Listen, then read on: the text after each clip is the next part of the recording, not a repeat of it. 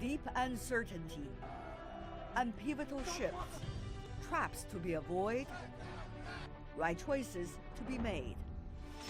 Join me, Tian Wei, for answers from the Swiss Alps with brilliant minds and key players. A world in change. A World Insight special on the World Economic Forum 2019. Hello and welcome to A World in Change, a special program of World Insight with me, Tian Wei, coming to you from the World Economic Forum 2019. When in Davos, it is not difficult to notice that China is almost at the center of discussion in every conversation, whether it is geopolitical issues or the future growth of the world economy and some of the reform agenda China has for the future. For example, the reform of the SOEs, the state-owned enterprises. And that's why we're going to focus on this topic today by inviting three leaders coming from the state-owned enterprises. First of all, let's meet Mr. Xiao Yaqing, Chairman of the China State Asset Supervision and Administration Commission.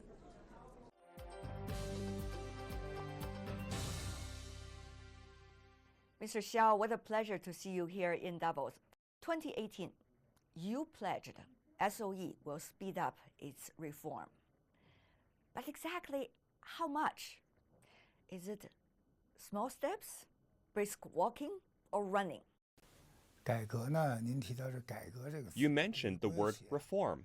For state-owned enterprises, reform should always take place because we, like any other company, we need to follow the rules of running a business and the rules of the market.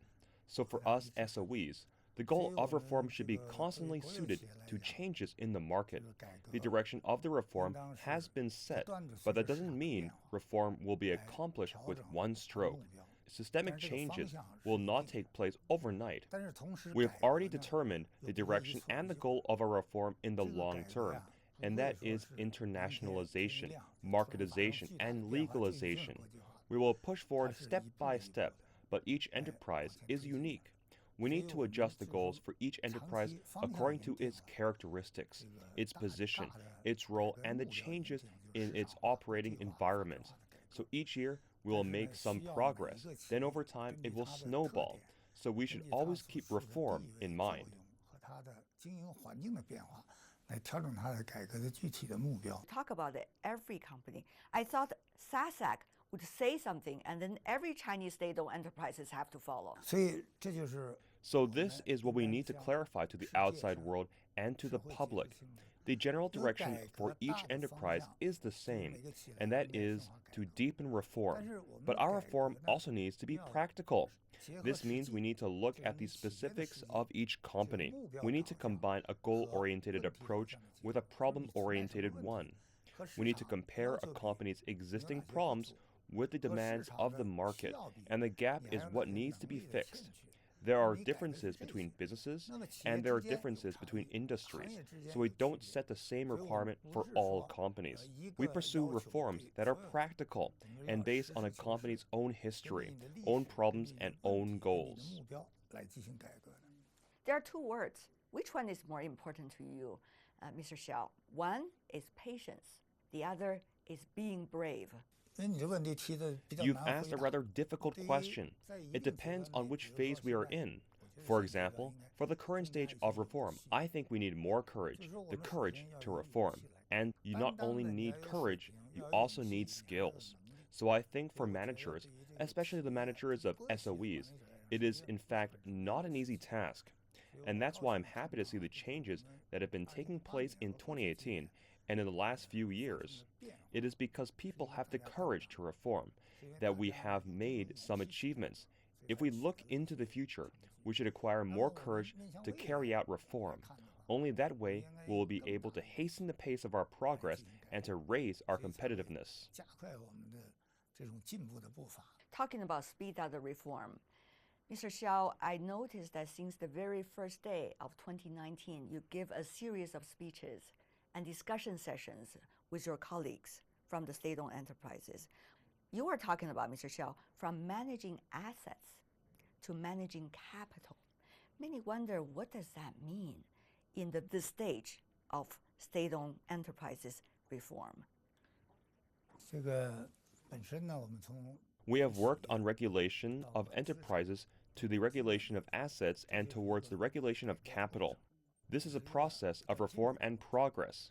The shift of our focus towards capital regulation marks more attention on promoting efficiency and effectiveness of enterprises as well as their return and asset quality. It also means we put more focus on liquidity and rate of return of assets. Such efforts spell out new challenge to regulators and new requirements to enterprise operators. From the regulation of assets to the regulation of capital, a change of one word actually heralds significant transformation. I think this is a process of marketization and internationalization in our reform process. Debt is an issue. What role is the issue of debt playing in this process? The debt issue you've talked about is a very sensitive topic. It is also a key concern. I think the debt of the enterprises under our supervision stays generally at a rational level given their development, openness, and further goals. From a prudent perspective, we think that debt should be curbed within current levels. A reduction of debt is preferred, but stability is the priority. Then we should allow for the realities of different industries. Sectors such as telecommunication and 5G definitely need more debt. More leverage can create more opportunities for such sectors. For innovation industries, they need more investments to gain more development, but other sectors foresee more risks. Their investment decisions are left with pending issues. Then the debt level for such sectors will be lowered. Therefore, the leverage issue should be resolved in respect of the type of enterprises. There is no one-size-fits-all answer in regard to whether the debt should be reduced or increased. We must consider different sectors' conditions and market opportunities. In general, the leverage of state-owned enterprises has been declining in a stable way.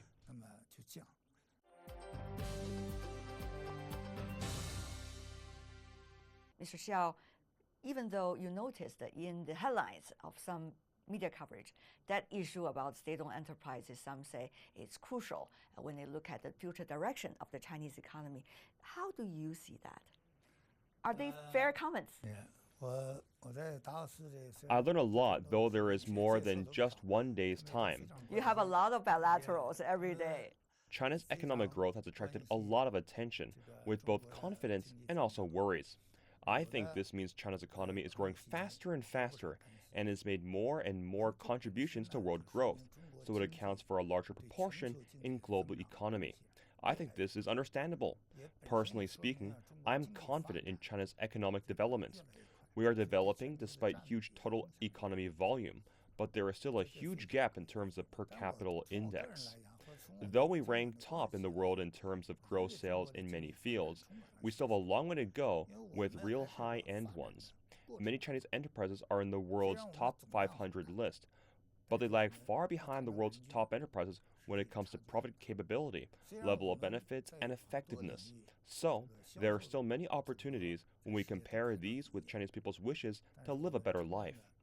There is still huge growing space for energy consumption, the volume of cars, air conditioners, as well as other home appliances owned by families, and also average personal income. We also need to keep pace with environmental protection, so there is still a huge market, which has great potential for China to keep the economy growing steadily. But Mr. Xiao, also people talk about the geopolitics, particularly given what's going on right now between China and the United States, for example. So how do you see these ever-changing factors having an impact on China's economy? Definitely, such huge uncertainties in the world will have a great impact on the Chinese economy. People will have an expectation for the future. If the forecast is stable, people will feel relieved and want to invest and do businesses. Just as the old Chinese saying goes, harmony is precious and harmony brings wealth. Good and stable expectations will be good for all. So personally speaking, we should advocate economic globalization, and such globalization will bring far more benefits to the frontrunners than developers. So we think the process of globalization is irreversible, but twists and turns are normal during the process. We should do our own things well first, including quality, benefit, and management. So you mean China is prepared for it? Our enterprises should do and manage own things well at first. Enterprise managers are hard to avoid and control impact by uncertainties in the world. All we can do is to do our best. Mr. Xiao, I want to ask you several questions in different directions. One is about Belt and Road Initiative. Many, you can see, in the World Economic Forum, they're very enthusiastic about the idea, but they also have a lot of questions about the idea. So, to you, what is this Belt and Road Initiative, particularly the role of the state-owned enterprises in this regard? President Xi proposed the Belt and Road Initiative. Over the past 5 years, I feel that more and more people are responding to this initiative, and more countries, regions, and companies benefit from it, including Chinese enterprises, partners, and project leaders. I think the Belt and Road Initiative is a long-term and strategic initiative, so this is a process for everyone to jointly explore and jointly develop and share the outcome. It is a long-term strategic project. It depends on the strength of these companies that are involved in the Belt and Road, such as the funds, the technology, the demonstration of your ability in all aspects. Therefore, in the process, I've seen that many special enterprises are participating in the Belt and Road project. But actually, the cooperation between the BRI and local enterprises, local companies, and various enterprises is much more. And the Belt and Road Initiative overall is very successful. I think that the more I look back, the more I see it, the more I feel its success. Another thing, since we talk about reform and opening up, and also connectivity, it's about what kind of opening up. I remember in one of the speeches you gave earlier this year, you talk about high quality opening up. How should we interpret that? And what is going to be the role of state-owned enterprises? Are you going to help with the high quality or the other way around? Actually, at the beginning of 2017, Chinese President Xi Jinping delivered an important speech on opening up with high quality to the world in Davos. For the high quality opening up of central enterprises and state enterprises, the first thing to know is what the international market needs. What are the rules of the international market? Where are the partners in the international market? And what is the size of the international market? These are the basis for everything in the opening up to a higher level on the original basis. In the process of opening up, on the one hand, we learn experience from the past. On the other hand, we learn from the developed economies, especially the business practices, investment behaviors, and management behaviors of the advanced companies in the international market. And then it makes us able to align with the best companies in the world and strive to become a world-class enterprise. This is the most fundamental problem of our high-quality opening up.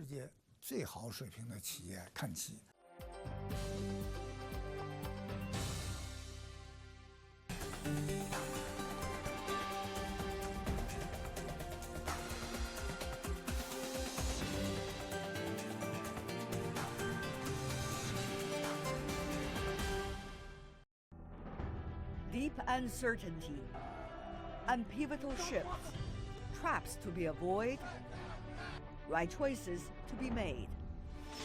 Join me, Tian Wei, for answers from the Swiss Alps with brilliant minds and key players. A world in change. A World Insight special on the World Economic Forum 2019. You're watching A World in Change, a special program of World Insight with me, Tian Wei, on the sideline of the World Economic Forum 2019. We are focusing on the reform of the state-owned enterprises for today's program. And now let's meet someone who has been in the sector for decades, Mr. Xu Niansha, the chairman of the Poly Group. He's going to share with us some of his visions about his company and how it is interacting with the development of China through China's reform and opening up process.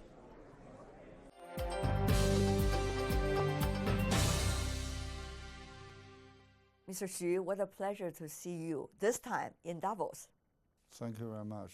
You were together with 3 others coming from Azerbaijan and Singapore and China as well, talking about the Belt and Road Initiative. That was quite a heated debate at the World Economic Forum. But to you, what exactly are some of the projects you're looking at when it comes to the BRI?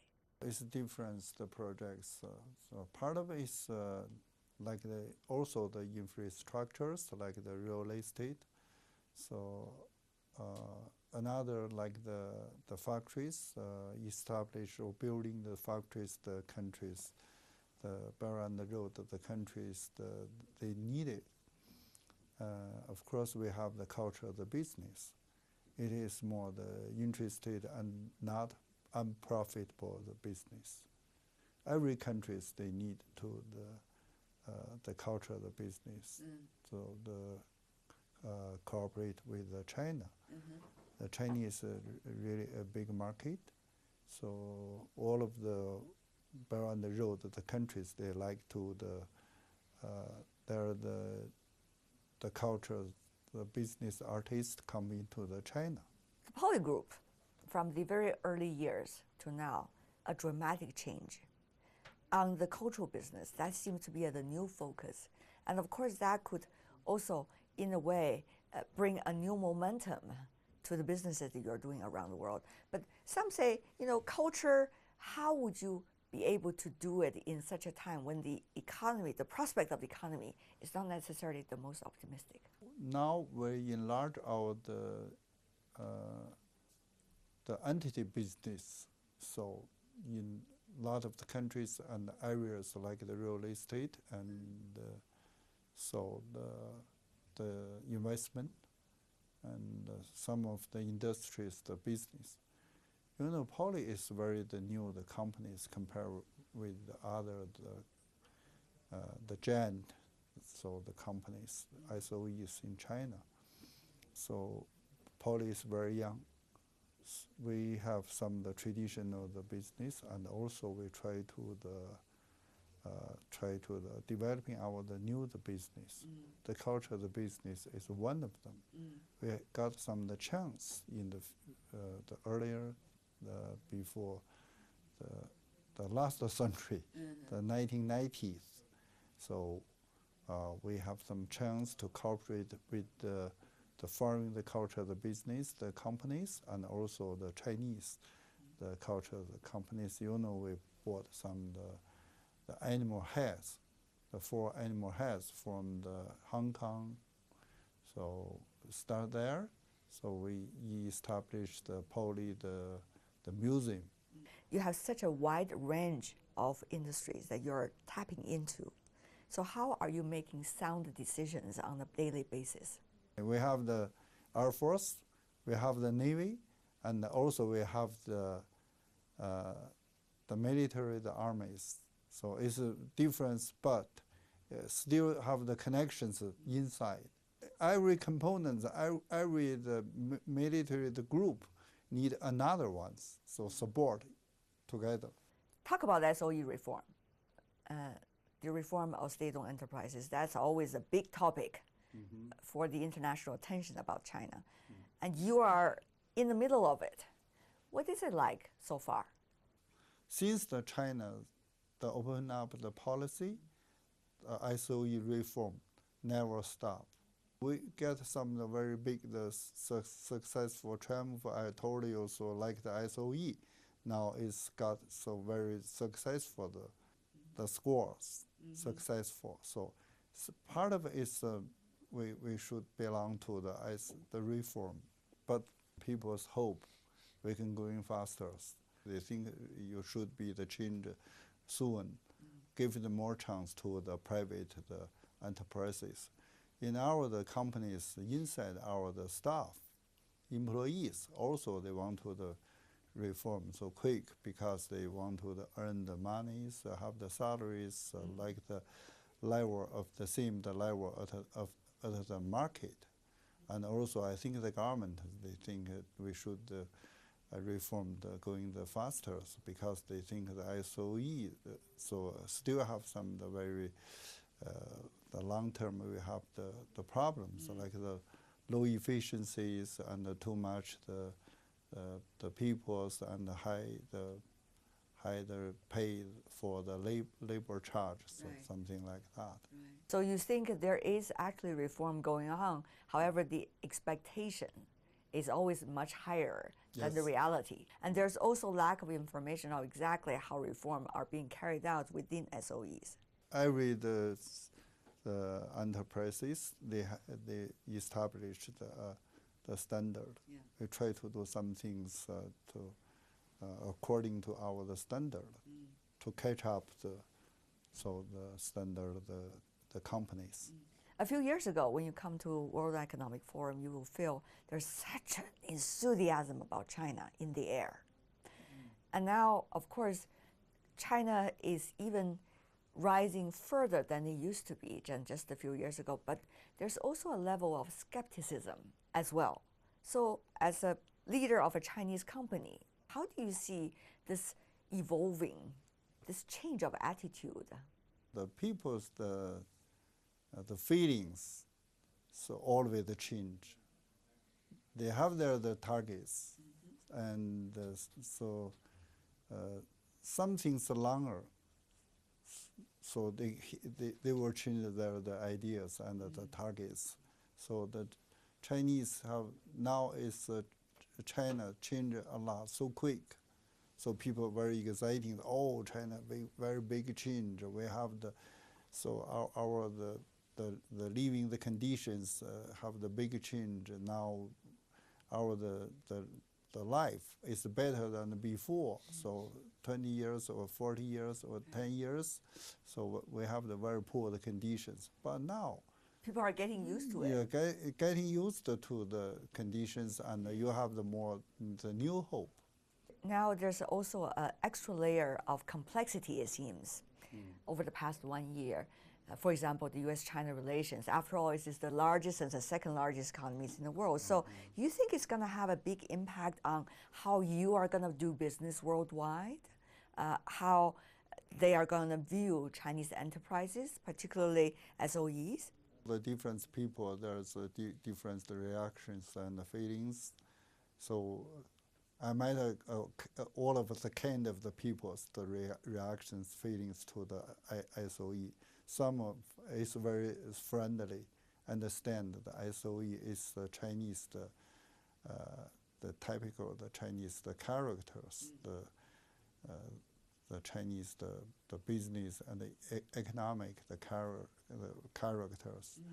So, but some of is criticize the Chinese the SOEs. So it's a difference. The people's the different thinkings. So is geopolitics going to have a big impact on how you do business around the world? There are some of the difficulties a little bit, but we still try to do our the best. Probably the short time we will meet some of the very difficult situations, and a little bit also there are some of the risks. But the long terms, I think the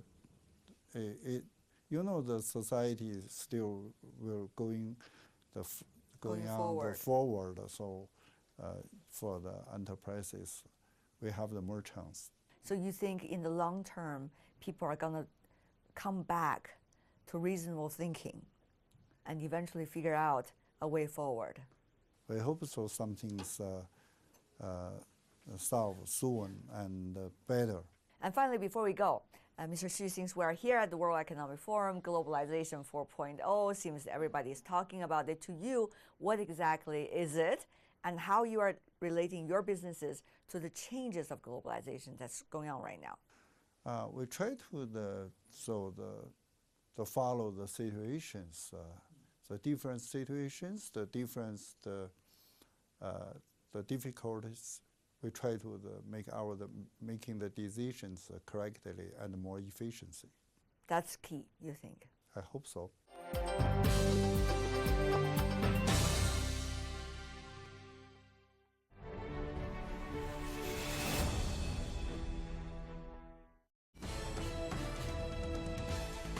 China Global Television Network.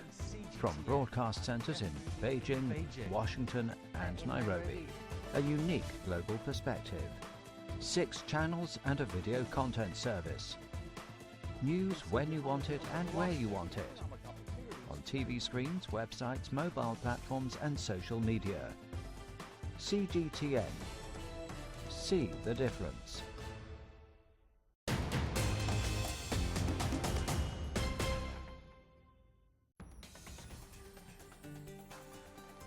The world is changing fast, taking all our lives with it. But we can change it too, by seeking answers to problems through discussions and debates. On World Insight, I ask direct questions to real people in the know, seek genuine answers, but respect diverse perspectives. Our live global debates tackle the most critical issues head-on. World Insight with Tian Wei go beyond the headlines.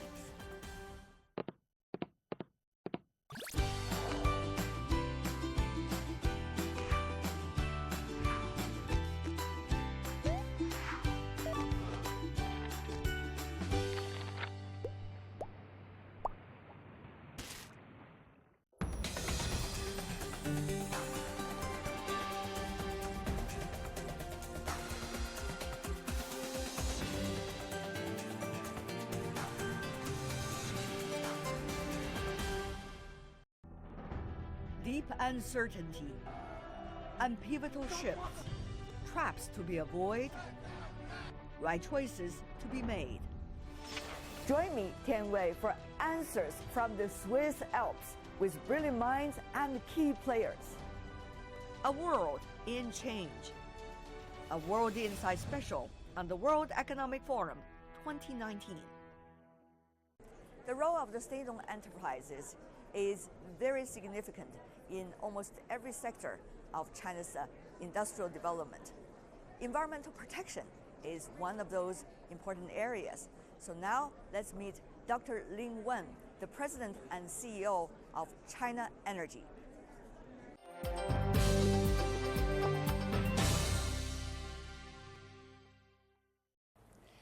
And now I'm joined by Dr. Ling Wen, the President and CEO of China Energy. Sir, what a pleasure to see you early morning in Davos.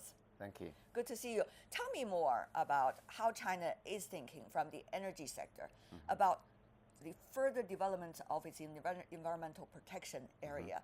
What can you and your colleagues in the energy sector do? Okay, thank you very much. Energy sector is a very important industry when we make this open up and reforms. Actually, during the past 40 years, energy sector we have solved a great problem. That means we give enough energy to support our economic growth and the human beings we living standard.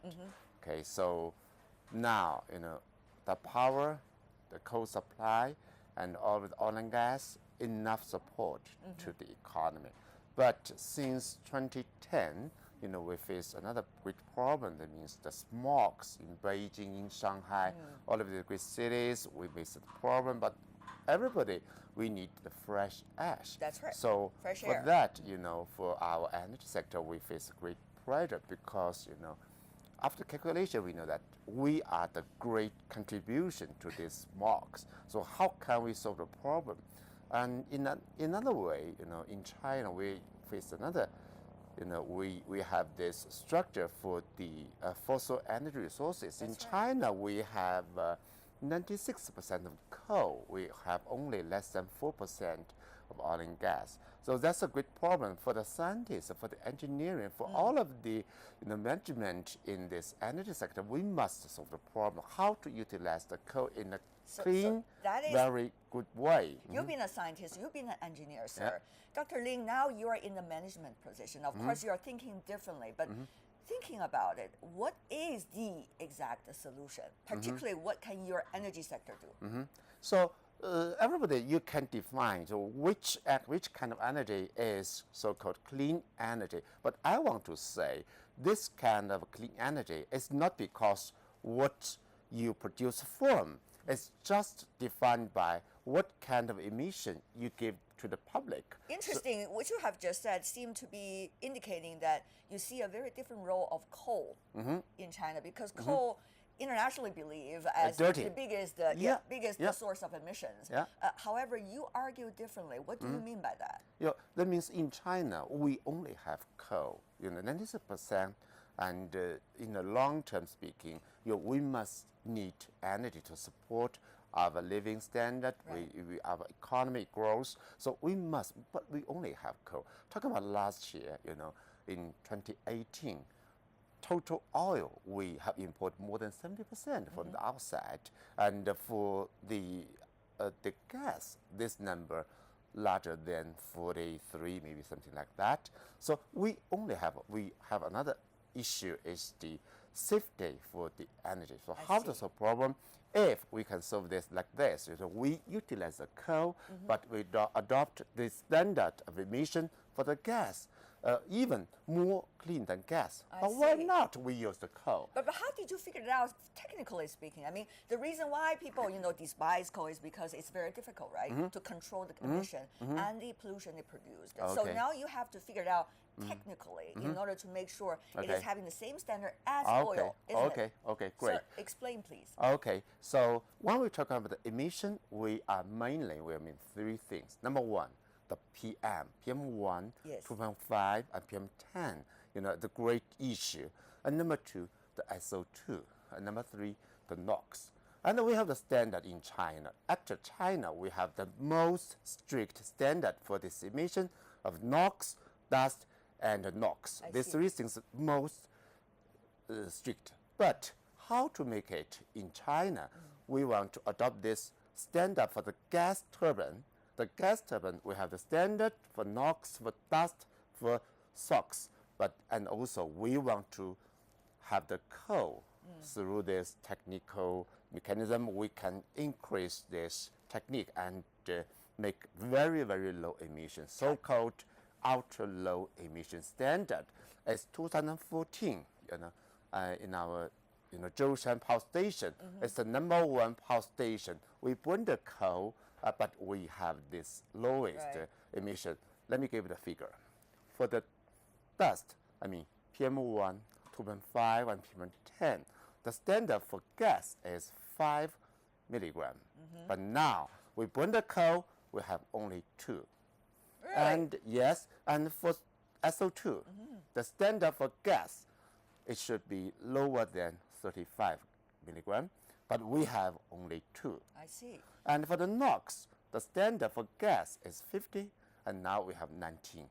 Let me ask you this. I mean, this is only about you, China Energy. Of course, you are a really rising star in China because you have incorporated a lot of the most powerful enterprises dealing with energy in China, become such a big one. But what about the other ones? I mean, Okay. particularly smaller ones, the Correct. ones that are, scattered around all over China. If you talk about using coal, these companies are going to jump on there and say, yeah, we are going to use coal anyway. But the standards you talk about might not be necessarily strictly respected. Okay, a very good question. Now, for me, yes, we are a pioneer energy company in China, but my responsibility is first, we'll have this kind of technique, and second, we want to have all of the industry, all of this power sector, we have the same standard. I see. So that means we have successfully increased that kind of, the standard from our company standard. So you have a case study to Yeah, show to everybody this else. was, we increased that into the sector standard,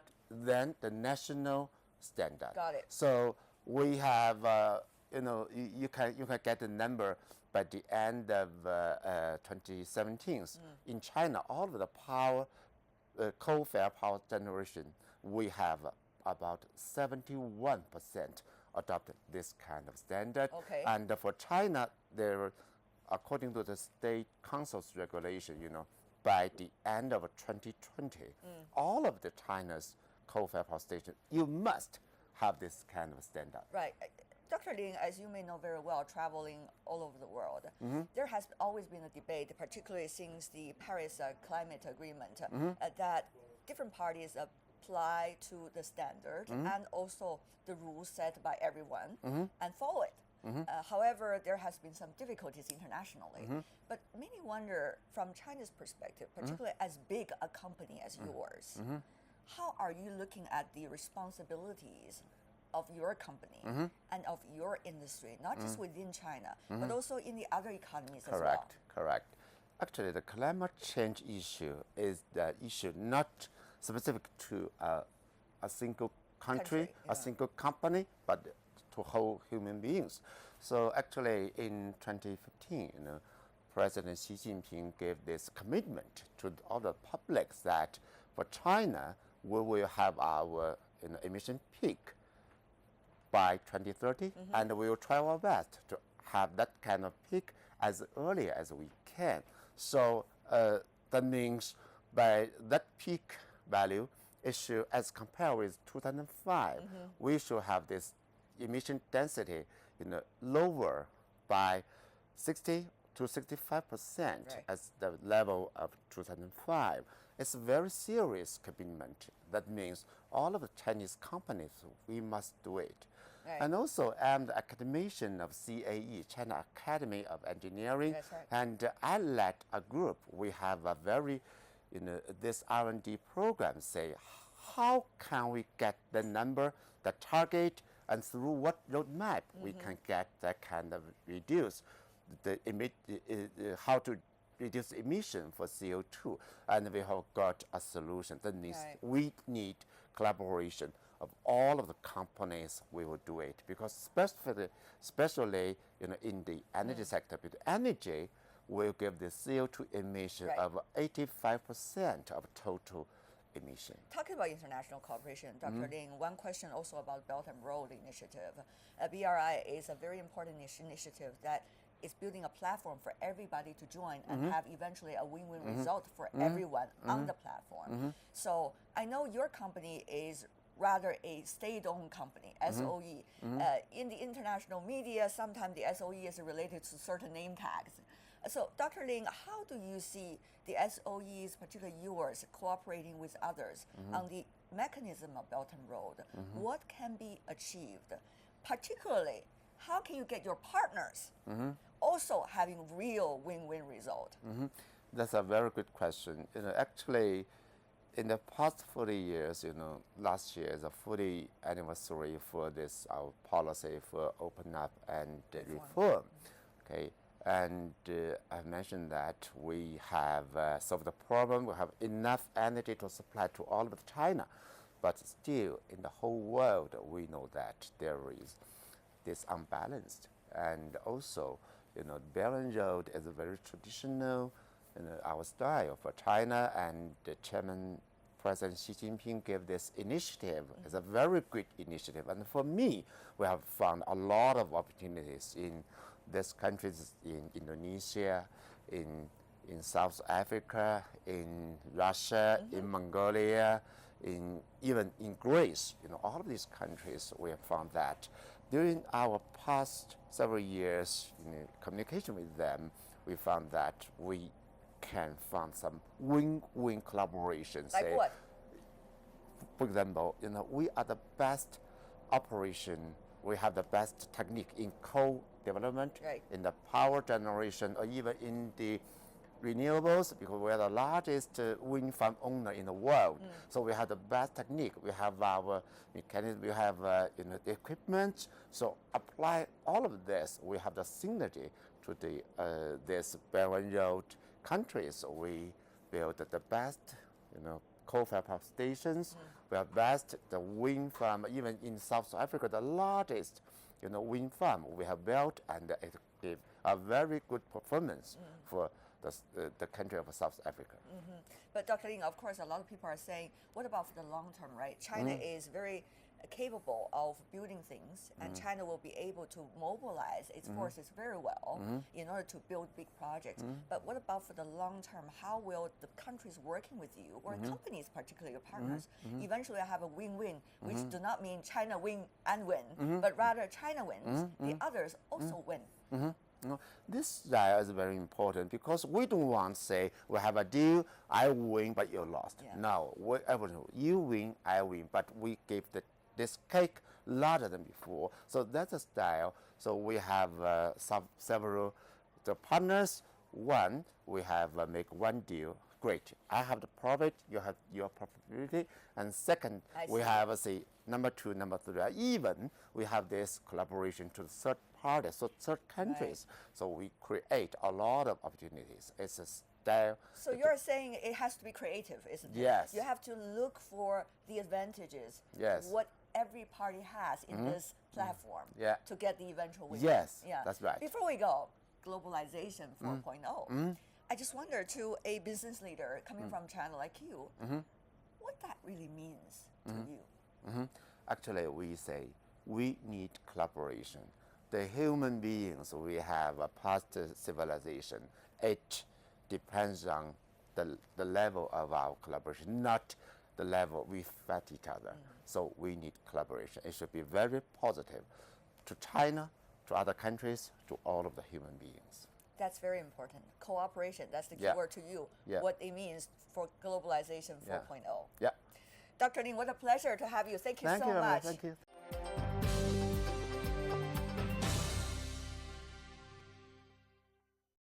That's Dr. Lin Wen, President and CEO of China Energy. And with that, we're coming to the end of this special program of World Insight with me, Tian Wei, a world in change on the sideline of the World Economic Forum 2019. On behalf of my team here in Davos and back in Beijing, thank you for watching, and bye for now.